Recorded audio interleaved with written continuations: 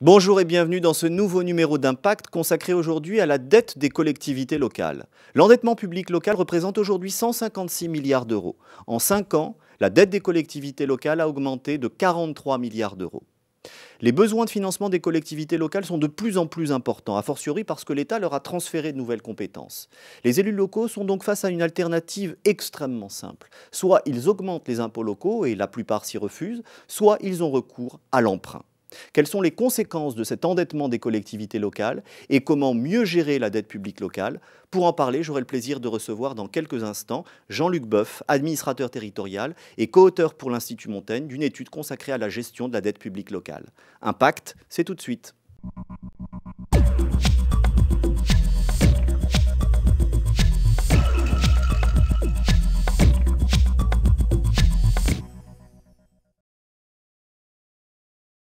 Jean-Luc Boeuf, bonjour. Bonjour. Je rappelle que vous êtes administrateur territorial, vous avez été notamment directeur général des services de la ville de La Roche-sur-Yon, du département de l'Eure, de la région Franche-Comté. Vous êtes le co-auteur d'une étude pour l'Institut Montaigne consacrée à la gestion de la dette publique locale. Je suis très heureux de vous recevoir sur le plateau d'Impact. Commençons par une première question de définition très simple. Qu'est-ce que c'est que la dette publique locale? La dette publique locale, c'est l'ensemble de tous les emprunts contractés les années précédentes par les communes, les départements, les régions, les structures intercommunales, communauté d'agglomération, communauté de communes, communautés urbaines, et, si on veut une définition encore plus large, avec le secteur public local, c'est-à-dire par exemple les offices d'HLM. Elle s'élève, elle se représente combien de milliards d'euros, cette dette publique locale? Alors, en ordre de grandeur, en fin 2010, on était à peu près à 170 milliards d'euros. Donc c'est un chiffre qui est en forte augmentation les 5 dernières années. Pour l'ensemble du secteur public local, communes, de toutes les départements, collectivités régions, territoriales, intercommunalités, 170 milliards d'euros. par rapport à l'État? Par rapport à l'État, c'est à peu près un cinquième de l'État. Cette dette a évolué comment ces dernières années? Est-ce que cet endettement important est un phénomène nouveau? L'endettement n'est pas nouveau. Les communes ont toujours emprunté pour construire un gymnase, les départements pour des routes, les régions pour des établissements de formation professionnelle.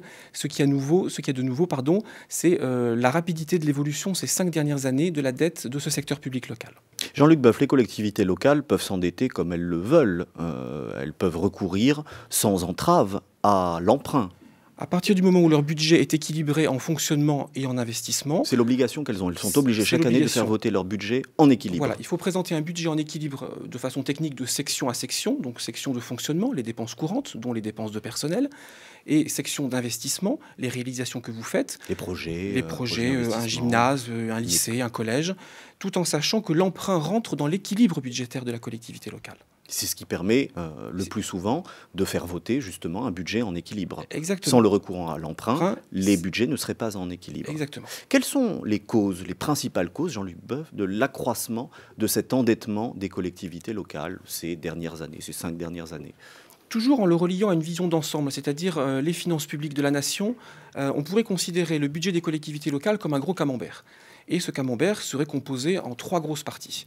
Les dotations que l'État donne aux collectivités locales, la fiscalité que ces collectivités locales lèvent, génèrent, les impôts locaux, et l'endettement. Ces 3 parts de camembert ne sont pas égales. La plus grosse, ce sont les dotations de l'État. Dotation de l'État, c'est l'argent que l'État verse aux collectivités locales. Voilà. Et la nouveauté de la décentralisation dans les années 80, ça a été de dire, moi, État, je vous donne à vous, collectivités locales, une dotation, et elle est libre d'emploi. C'est quasiment 45% des budgets des collectivités locales. Ce n'est pas affecté à une dépense, ça ne doit pas être affecté à une dépense précise. Et sur le terrain, lorsque vous parlez à un élu local de la dotation globale de fonctionnement, ça tilte tout de suite, c'est ce avec quoi il va pouvoir construire son budget en dépenses de fonctionnement. Deuxième part du camembert, c'est la fiscalité locale. Sujet éminemment polémique, avec non pas 2 mais 3 écoles qui s'affrontent. L'école de l'État, l'école des entreprises, l'école des collectivités locales, et puis les usagers derrière, habitants, contribuables, citoyens. L'école de l'État, il s'est rendu compte au fil du temps qu'il payait le tiers de la taxe professionnelle. Donc au-delà de toutes les réformes qui ont été prises, on avait un jeu que je qualifie pour ma part de malsain, où celui qui prescrivait l'impôt local, la collectivité locale, savait très bien que ça ne reposerait pas sur celui à qui elle s'adressait, le contribuable local, puisque l'État faisait le bouclage en dernier ressort. Donc on avait un jeu où l'État était le garant en dernier ressort de la fiscalité locale, d'abord parce qu'il garantit le produit voté, et ensuite parce qu'il en payait un tiers. L'État, par les réformes successives, notamment de la taxe professionnelle, Suppression de la taxe professionnelle, mais remplacement par une autre cotisation, a contribué à régler cela. Du côté des collectivités locales, bien sûr, elles expliquent qu'elles ont moins de marge de manœuvre fiscale, ce qui est juridiquement vrai. Mais ce que les collectivités oublient de dire, c'est que pendant les 20 premières années de la décentralisation, elles ont pu s'endetter faiblement parce qu'elles utilisaient le levier fiscal. et ça, les élus ne veulent plus l'utiliser. Ils ne veulent plus avoir recours à la fiscalité. Ils ne veulent plus ou ils ne peuvent plus avoir recours aux les deux à la impôts locaux. fois. Si vous mettez en regard l'État qui se rend compte en termes de puissance financière macroéconomique que le système ne tient plus, et le contribuable, usager, électeur, citoyen, qui n'accepte plus aujourd'hui les hausses d'impôts à 10, 20, 50% par an, comme on l'a constaté dans certaines collectivités locales, eh bien les collectivités sont obligées de changer la focale. On a pourtant l'impression, Jean-Luc Boeuf, que les impôts locaux ne cessent d'augmenter, en particulier la taxe d'habitation. Et ça répond souvent à des cycles électoraux qui sont très marqués. Alors là encore, il faut le remettre dans le contexte d'ensemble. Si on regarde les finances publiques de la France, l'ensemble État plus collectivité locale en point de PIB est resté le même en 30 ans. Donc les impôts locaux n'augmentent pas particulièrement. Si, les impôts locaux, c'est la part locale qui a augmenté et la part de l'État qui s'est fortement rétractée. 3 points de PIB de moins dans un cas, 3 points de plus dans l'autre. Et ces 3 points de plus dans l'autre, ce sont les impôts locaux que chacune de leur côté, communes, départements, régions, intercommunalités, ont voté. Et ça, les élus locaux aujourd'hui refusent d'y avoir recours. Ils ne le peuvent plus, et quand bien même le pourraient-ils, leurs contribuables, usagers, électeurs, citoyens les restreindraient très fortement. Mais surtout, là où on vient après sur l'endettement des collectivités locales, c'est qu'on a eu pendant très longtemps une culture de la dépense. C'est-à-dire, je regardais chaque année ce que je voulais financer comme action, j'avais donc en recette mes dotations de l'État, et je faisais la variable d'ajustement avec la fiscalité locale. Ça, aujourd'hui, ce n'est plus possible.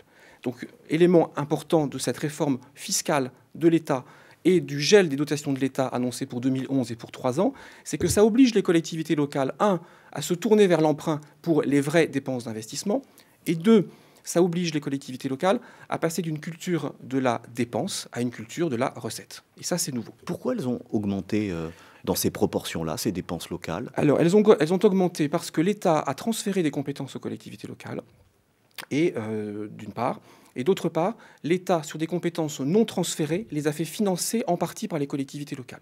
Jean-Luc Boeuf, on entend souvent dire que l'État transfère des compétences aux collectivités sans toujours assortir ces transferts des moyens nécessaires. Est-ce que c'est vrai selon vous? Eh bien, là encore, cela dépend de l'angle avec lequel on regarde la chose. Tout le monde a raison. C'est ce que j'appellerais les convergences parallèles. L'État a raison lorsqu'il dit que lorsqu'il transfère une dépense aux collectivités locales, il transfère les moyens pour la réaliser. Oui, il transfère ce qu'il y mettait l'année précédente, ou les 3 dernières années. Mais s'il ne mettait pas grand-chose, il ne transfère pas grand-chose. C'est ce qui s'est passé dans les années 80 pour les lycées et les collèges. Que disent les collectivités locales? On me transfère une compétence.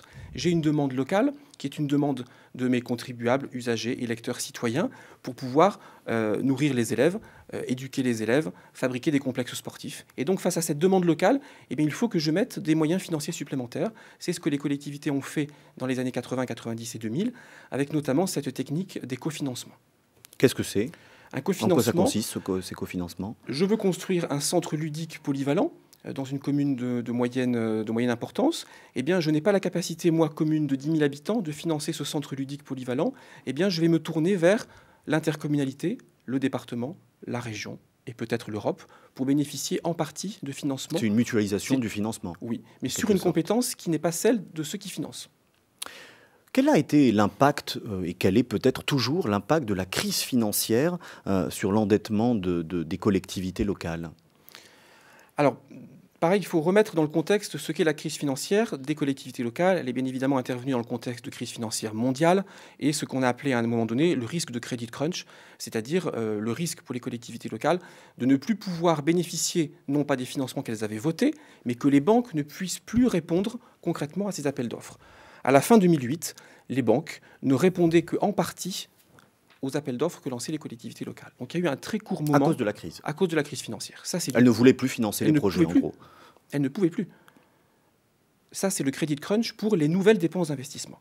C'est adossé à cela les emprunts précédents votés par les collectivités locales et donc rentrés dans les caisses financières de la collectivité.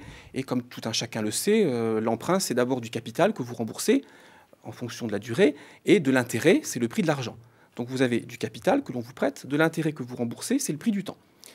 Que s'est-il passé? Là, il faut faire un retour en arrière, 2 ans avant la fin du cycle électoral qui a conduit aux élections municipales de 2008. Tout le monde, bien sûr, imagine qu'un élu qui se représente devant les électeurs souhaite se présenter avec les projets non seulement votés, mais réalisés. Donc il faut que les projets se fassent. Certaines collectivités s'étant trouvées en difficulté financière pour boucler leurs dépenses d'investissement, eh bien, ont cherché des montages financiers qui étaient très simples. Et je vais prendre un exemple tiré de la vie de tous les jours. Vous allez voir votre banquier favori, vous avez un projet, une acquisition de véhicules à faire par exemple, et il vous dit, pour vous monsieur, c'est génial, j'ai un produit à vous proposer. Pendant 2 ans, vous ne paierez pas d'intérêt, ou quasiment pas. Et puis, on se donne rendez-vous dans 2 ans, et on verra ce qui s'est passé. Et là, vous me rembourserez l'intérêt de l'argent que je vous ai prêté, en fonction de formules de calcul extrêmement complexes. Donc il faut être extrêmement clair là-dessus.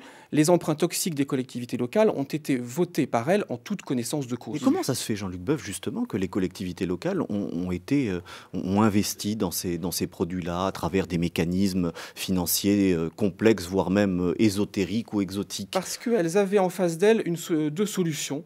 La première, l'emprunt classique à 3-4%, et vous devez rembourser l'intérêt tout de suite. Et ça ne suffisait pas? Si elles ne pouvaient pas payer même l'intérêt pour les premières années. Elles avaient donc la deuxième branche de l'arbre, c'est de dire « je vous prête de l'argent et rendez-vous dans quelques temps ». Et tout le monde se rend bien compte que lorsque vous échangez de la liquidité immédiate contre un remboursement plus tard, c'est ce qui se passe, et c'est parfois dénoncé par les associations de consommateurs, lorsque les consommateurs que nous sommes à la fin de l'année se voient proposer pour les fêtes de Noël des crédits absolument mirobolants avec mise à disposition de l'argent tout de suite, mais rendez-vous après les fêtes. Avec des taux d'intérêt considérables. Et rendez-vous après les fêtes. Eh bien, pour les collectivités locales, le rendez-vous était après les échéances municipales de 2008. Et il n'y avait pas moyen d'anticiper cet effet pervers, cette difficulté, et justement cette difficulté sans doute à rembourser après, compte tenu des taux d'intérêt. Il y avait moyen d'anticiper le fait que vous échangiez quelque chose de sûr, je ne paye pas d'intérêt pendant 2 ans, contre de l'incertitude future. Et cette incertitude, en 2008, elle s'est cumulée avec la crise financière mondiale. Qui a pris ces décisions-là? Qui a pris ces décisions de recourir à des produits structurés, produits dérivés, à des marchés financiers dont on pouvait peut-être anticiper tout de même les éventuels inconvénients? Il y a une chaîne de décision qui est extrêmement claire dans les collectivités locales. C'est l'exécutif de la collectivité qui décide. Président du conseil général, maire, président du conseil régional. Les services préparent les décisions, mais les élus décident. Mais renversons la problématique, parce qu'après on pourrait rentrer dans un système de responsabilité en disant que ce sont en fait les services qui ont proposé ça aux élus. Je ne suis pas tout à fait d'accord avec cette analyse. Les services ont bien expliqué aux élus que pour pouvoir bénéficier de la levée d'argent à un moment donné, eu égard à la condition financière de la collectivité, ça ne pouvait marcher que si vous acceptiez d'échanger du court terme contre de l'incertitude de long terme. Donc on s'est bien rendu compte en 2009-2010 que l'argent avait un coût, et ce coût, c'était notamment le temps. Toutes les collectivités locales ont eu recours à des emprunts de ce type au cours de ces dernières années, avant la crise financière?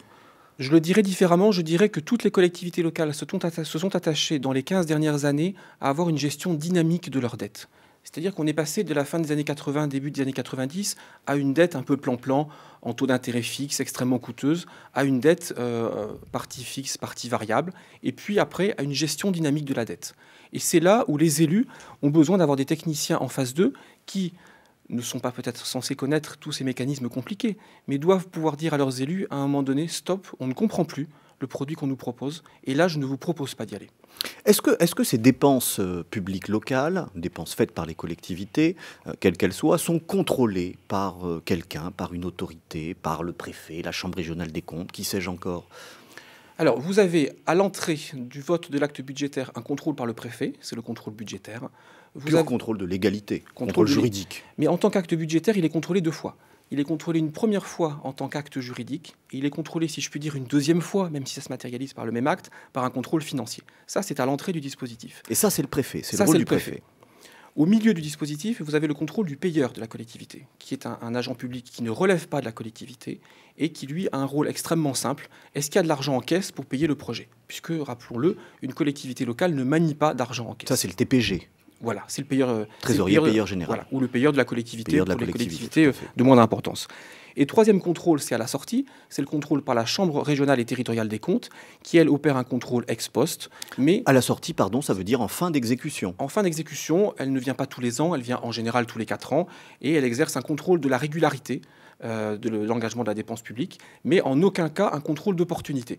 Si la dépense est absurde, personne ne va dire non, ça c'est une dépense absurde, vous n'avez pas le droit de l'exécuter. La Chambre régionale des comptes regardera si vous avez engagé votre dépense correctement, si vous avez respecté tous les canons budgétaires. Procédure. Vous considérez qu'il faut davantage contrôler, réglementer les conditions d'emprunt. Comment est-ce que ça pourrait se mettre en place, selon vous ? Alors, au sein de l'Institut Montaigne, nous avons eu bien conscience qu'il y avait une difficulté de ne pas heurter la décision publique des élus locaux, l'autonomie locale acquise au fil du temps, et deuxièmement, la nécessité de régler et de réguler cette dépense publique. Si je prenais une image, je dirais que l'État et les collectivités locales dorment dans le même lit, mais ne font pas les mêmes rêves. Le rêve de l'un, c'est la régulation budgétaire macroéconomique, et le rêve de l'autre, c'est l'État. C'est l'État. Et les rêves, les petits rêves des autres, ce sont tous leurs projets dans les collectivités locales. Et bien aujourd'hui, il faut arriver à cette prise de conscience commune, c'est-à-dire que tous les projets des collectivités locales, on sait très bien qu'aux conditions actuelles, on ne pourra jamais les financer. Et donc il faut pouvoir le dire aux élus de façon macro, si je puis dire. Et comment on peut faire pour contrôler, encadrer plus strictement l'emprunt et la dette des collectivités locales ? Des choses, à mon sens, très simples. D'abord, savoir de quoi l'on parle, et donc avoir un périmètre normé de la dette publique locale. Qu'est-ce que ça signifie? On le disait en entrée de notre discussion, la dette de l'État, elle est facile à déterminer. Il y a eu des travaux dans les 20 dernières années. La dette des collectivités locales, collectivités territoriales, secteur public local, jusqu'où faut-il aller? Donc il y a un premier travail qui peut faire consensus assez facilement, c'est de quoi parle-t-on? Et ça permettrait d'éviter les querelles d'augmentation différenciée de l'emprunt local. Donc ce périmètre normé. Deuxième chose qui est plus... Périmètre normé pour l'emprunt. Mais concrètement, qu'est-ce que ça signifie? Qu'est-ce que vous préconisez? Qu'est-ce qu'il faudrait dire aux collectivités pour normer leur périmètre? La première phase est très simple. C'est un recensement exhaustif et en quelque sorte certifié par l'État du périmètre de la dette des collectivités locales. Donc son volume, la nature des emprunts, est-ce qu'il y en a des toxiques ou pas? Donc un travail objectif sur lequel un consensus entre les grandes associations d'élus, un diagnostic de départ. Deuxièmement, c'est de réguler, réglementer certaines conditions d'emprunt. Et là, c'est pour répondre à votre question de tout à l'heure sur les fameux emprunts toxiques. Il faut pouvoir mettre, alors est-ce que c'est du domaine décrétal ou du domaine législatif, peu importe, en tout cas c'est du domaine de l'État, de pouvoir mettre des barrières à un moment donné pour interdire à des collectivités qui n'ont pas les moyens de se structurer financièrement ou avec des services étoffés, de pouvoir faire appel à certains types de produits. Ça, c'est la deuxième chose. Qui ne portent pas atteinte à leur liberté. Mais est-ce que c'est pas injuste ça? Parce que finalement, c'est toujours la même histoire, c'est-à-dire que les collectivités les plus riches vont pouvoir financer tous les projets qu'elles souhaitent, tandis que les plus pauvres ne le pourront pas, puisque peut-être qu'elles auront moins de marge de manœuvre pour recourir à l'emprunt. Il n'y aura pas moins de marge de manœuvre parce qu'il y a toxicité à partir du moment où vous faites croire à quelqu'un qui pourra emprunter. Je reprends l'exemple micro du consommateur qui est en situation budgétaire difficile. Si, face à une situation budgétaire difficile, où il a du mal à payer ses traites, il trouve en face de lui deux personnes, une qui lui dit « pas de problème, je peux encore vous prêter », et l'autre « attention, on fait un point d'étape, on regarde, vous reconstituez votre santé financière, et après on voit », c'est cette voie-là qu'il faut utiliser pour les collectivités locales. Est-ce que selon vous, il faut encadrer plus strictement les dépenses des collectivités locales? Quand il y a des dépenses complètement absurdes comme ça, est-ce qu'on peut laisser des collectivités agir librement, recourir à l'emprunt, mais surtout dépenser l'argent public n'importe comment? Là encore, vous avez deux manières d'agir. La manière, si je puis dire, à l'arrache, qui serait de dire « attendez, maintenant ça suffit, l'État, je me mets à recontrôler tous les budgets des collectivités locales à l'entrée ». Tout le monde sait bien que c'est une voie, certes intéressante intellectuellement, mais qu'on ne pourrait pas mettre en place. Inconstitutionnelle en vertu de l'article 72. Inconstitutionnelle.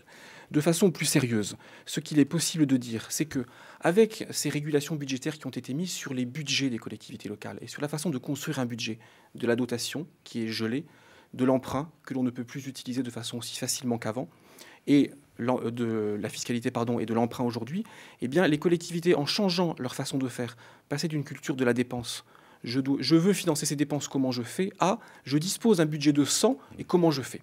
Je prends un autre exemple. Pendant très longtemps, les collectivités locales ont voulu expliquer qu'elles géraient leur collectivité comme une entreprise. Mais pardonnez-moi, on n'est pas du tout là-dedans. Si aujourd'hui, on disait à un chef d'entreprise en début d'année, eh bien, tu es sûr d'avoir 95% de ce dont tu as besoin pour construire ta vie de l'entreprise pendant l'année, mais il signe dès demain. Donc on va obliger les collectivités locales, avec cette culture de la recette, de construire leur budget différemment. Et pour moi, la régulation budgétaire sur les dépenses liées à la clause générale de compétences qui ne les concerne pas. Donc pour moi, c'est en mettant en place un périmètre de la régulation et cette régulation de la dépense, on conduit progressivement vers une régulation de la dépense des collectivités locales. Jean-Luc Boeuf, merci beaucoup pour cette conversation. Merci. À bientôt dans Impact pour un nouvel échange.